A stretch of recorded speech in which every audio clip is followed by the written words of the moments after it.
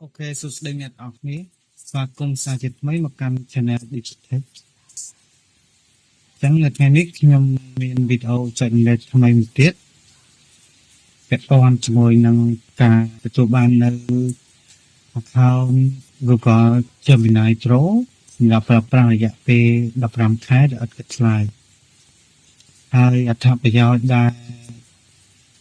tụ ban pi Gemini Pro nó cứ dương tụ ban storage hot data pi chíដែលវាមានរយៈពេល15ខែហ្នឹងបន្ទាប់ពី15ខែហ្នឹងវានឹងត្រឡប់ទៅធម្មតាហើយបើសិនជាអ្នកទាំងអស់គ្នាចង់ប្រើអ្នកទាំងអស់គ្នាអាច subscribe តនៅនេះរបស់គេទៀតទៅ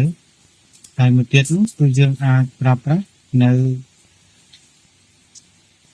VOC នេះសម្រាប់ generate វីដេអូហើយនឹងមុខងារសំខាន់ៗមួយចំនួនទៀត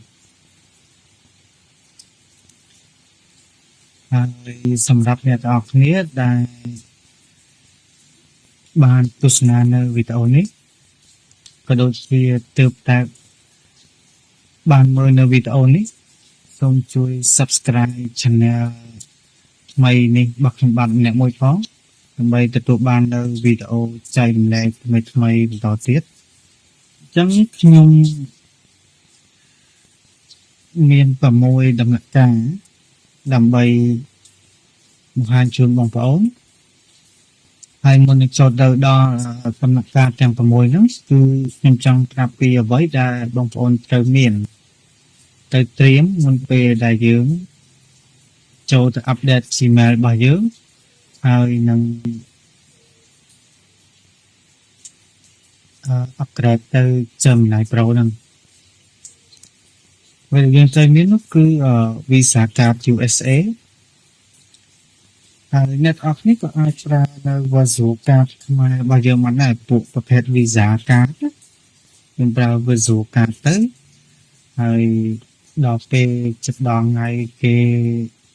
បែបយើងអាច unsubscribe ចោលទៅឬក៏យើងអាចប្រើនៅ fake information នេះហើយនេះគឺជា link ដែលអ្នកនរគ្នាអាចចូលទៅមានឈ្មោះមានផ្សាយខាងមានលេខ Visa Card ផ្សេងៗនៅ Fake ទេ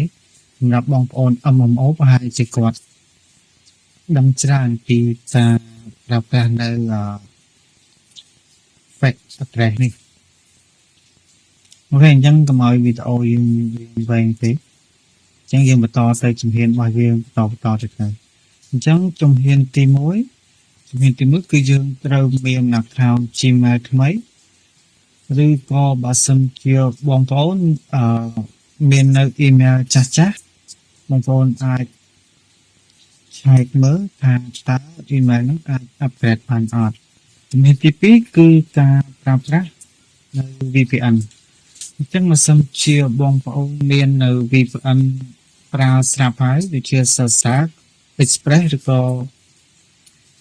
VPN ផ្សេងៗទៀតហ្នឹងបងប្អូនអាចប្រើប្រាស់បានហើយបើសិនជាអត់មានទេបងប្អូនអាចប្រើប្រាស់នៅ VPN នេះបានដែលវាជា extension free ទេហើយទី3គឺយើង check មើលមុនយើងបើក Gmail យើងហើយ upgrade ទៅGemini Pro ហ្នឹងយើងត្រូវ check មើលថាតើយើងមានទីតាំងនៅអាមេរិកអត់ព្រោះអីគេ free សម្រាប់សិស្សនិស្សិតនៅអាមេរិកហើយទី4គឺ link មាន2ដើម្បីregister ហ្នឹងតែ link ទី1គឺមិនត្រូវការ verify ជាមួយនឹង email.edu ទេ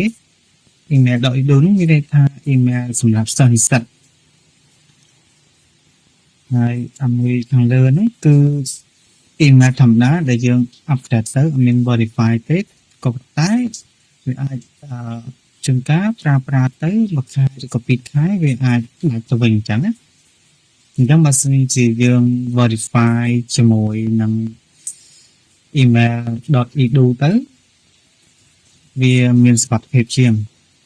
ក៏ប៉ុន្តែក៏វានៅតែអាចមានហានិភ័យខាងក្រោយដែរបើសិនជាក្រុមហ៊ុន Google គាត់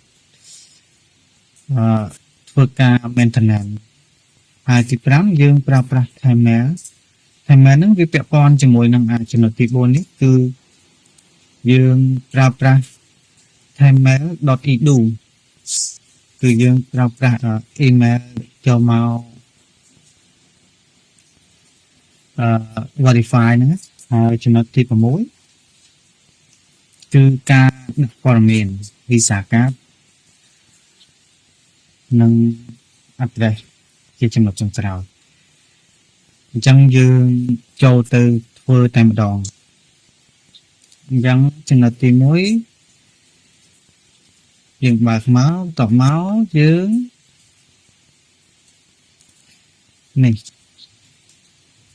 យើងយកអានេះមកតែម្ដងយើងមិនបាច់បើកវាយទេអញ្ចឹងយើងអាច extension ចូលមកទៅជ្រោមយ៉ាងអូខេ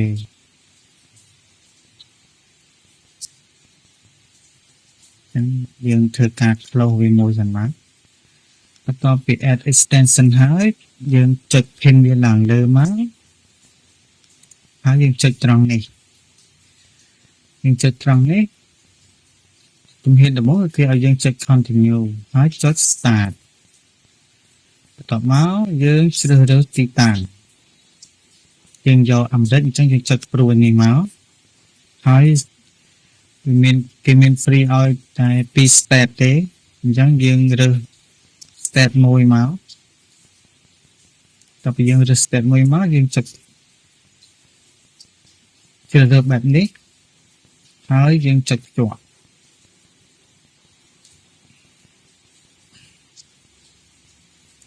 អូខេបន្ទាប់ពីភ្ជាប់ហើយអញ្ចឹងយើងចូលដល់ជំហានបន្តទៀតហ្នឹងគឺយើងចូលទៅ check មើលថាតើយើងកំពុងតែនៅទីតាំងណាហើយនេះគឺជា link ដែរអ្នកនរគ្នាអាចវាយតាមនេះបានហើយ copy យកទៅវាយចាំដងបានឬក៏យើងវាយតាមដងវាចូលតាម Google មកយើងវាយ where is my IP address ដល់ពីចឹងហើយយើងយកអាខាងលើគេនេះយើងចុចវាមកនេះអញ្ចឹងទីតាំងរបស់យើងគឺកំពុងតែនៅ Washington អញ្ចឹងខ្ញុំថយតែទៀតដើម្បីឲ្យឃើញច្បាស់ថាយើងប្រកាសជានៅទីតាំងនៅអាមេរិកមែនហើយយើងចង់ច្បាស់ទៅយើងអាចចូលទៅឆែកនៅ website ផ្សេងទៀតដូចជា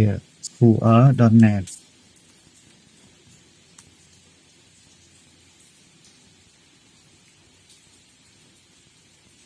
អូខេ whoer.net ពងដាក់ចឹង whoer.net ក៏បញ្ជាក់ថាទីតាំងរបស់យើងកំពុងតែនៅអាមេរិកដែរយើងអុំក្រោមមកយើងឃើញគេដាក់ហើយគេសារអ៊ីនធឺណិតដាក់ជាងទៀត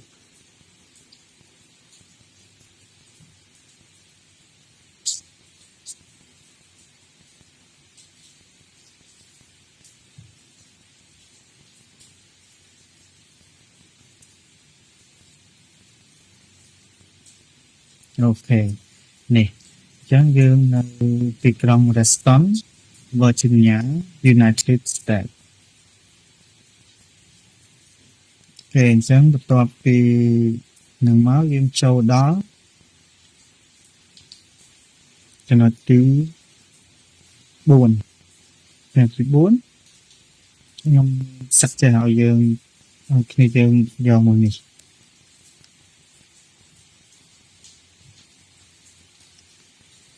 ដាក់ទី2នេះយើង copy តបមកយើងផ្សាយឲ្យមក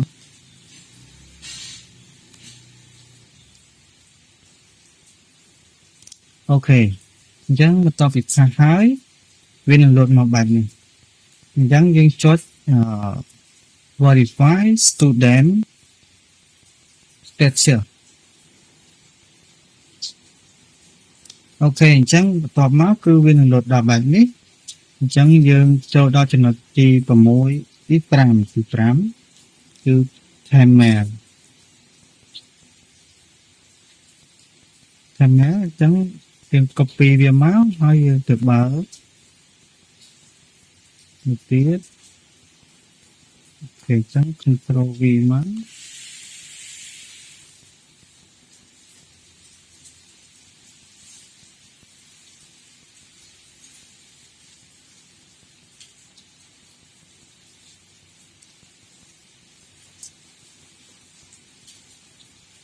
ok chẳng đọc về đọc trang cho nó biết cứ dân xảy ra email ít đủ chẳng mà việc ít đủ sẽ dân ai copy về bán và sân chuyển với những kịch hài dân sạch trang vì hai select mày tới ok chẳng dân trang hỡi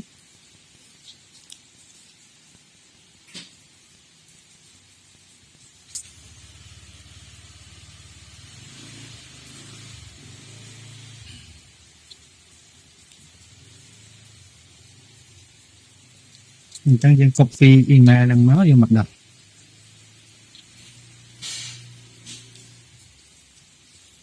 chẳng máu dân search verify chẳng là trong hôn Google nhà email từ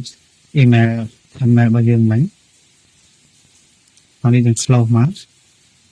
hay những ô trong crowd tịch chẳng ai ta ra về bị bayឬក៏ដល់5ទេតាមជាក់ស្ដែងដែលក្រុមហ៊ុន Google គេនឹងផ្ញើ email មកអញ្ចឹងយើងต้องចាំទៅ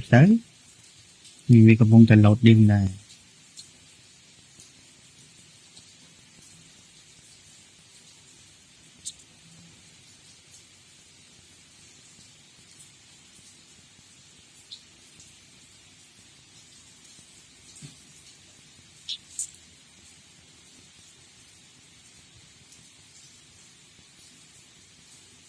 ok អញ្ចឹងក្រុមហ៊ុន Google បានផ្ញើ link code មកហើយអញ្ចឹងយើង copy link code ហ្នឹងមកយកមកដាក់តមកយើងចុច submit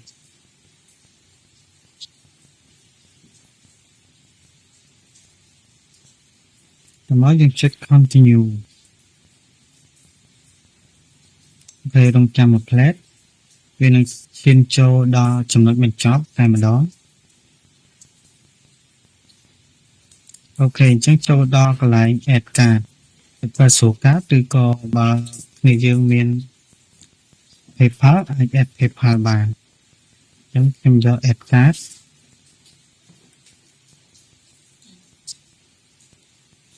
អូខេអញ្ចឹងយើងសាកល្បងទៅចូលនៅ website fetch.com សិនខ្ញុំមកដាក់មុននឹងយើងដាក់នៅលេខ Visa card តខ្លួនមកយើង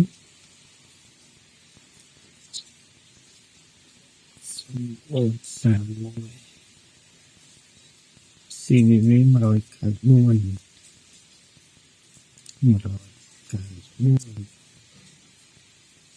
ឈ្មោះ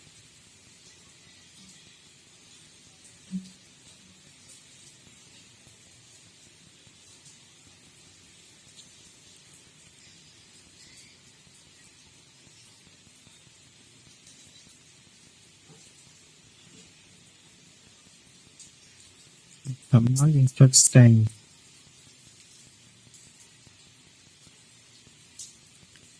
អូខេអ្នកនរគ្នាសារខ្ញុំប្រើ backup number ហ្នឹងអត់បានអញ្ចឹងយើងមានតែប្រើលេខកាតរបស់យើងហើយវាយលេខកាតខ្ញុំមក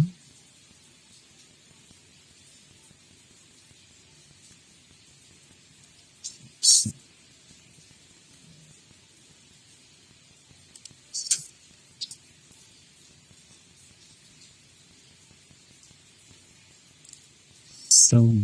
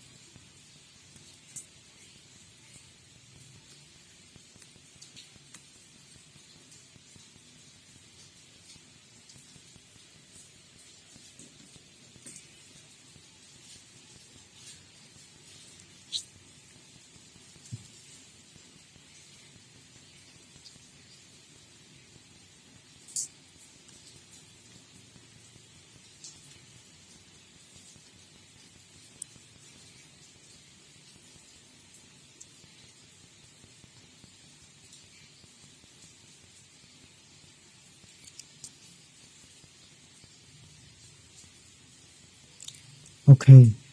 អញ្ចឹងបន្ទាប់ពីយើងដាក់លេខរបស់យើងមកឃើញថាវាឲ្យបានពេលនេះគឺយើងនឹងទទួលបានproduct detail free ហើយនឹង free 15ខែចាប់ពីថ្ងៃនេះហើយបន្ទាប់ពី2026នេះដល់ពី2026យើងនឹងត្រូវបង់$21.76 ក្នុងមួយខែបូកនឹងតាក់ 1.7% ទៀតហើយដូចខ្ញុំបាននិយាយពីខាងដើមវីដេអូអញ្ចឹងគឺយើងអាចដាក់reminder ទៅមើលទៅចិត្តដល់ថ្ងៃយើងsubscribe ទៅជាការស្រេចអញ្ចឹងខ្ញុំនឹង subscribe ដើម្បីទទួលបាន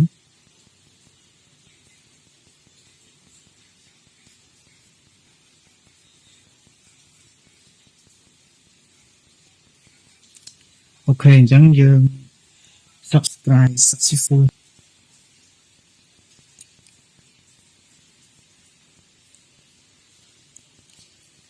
អូខេអញ្ចឹងយើងទៅនេះជាព័ត៌មានមកគេយើងទទួលបាន Gemini Pro Gemini in Gmail Doc with and more Gemini in Gmail Doc and more Notebook LF ហើយនឹងមានមួយចំនួនទៀតហើយយើងចូលទៅនេះតែម្ដង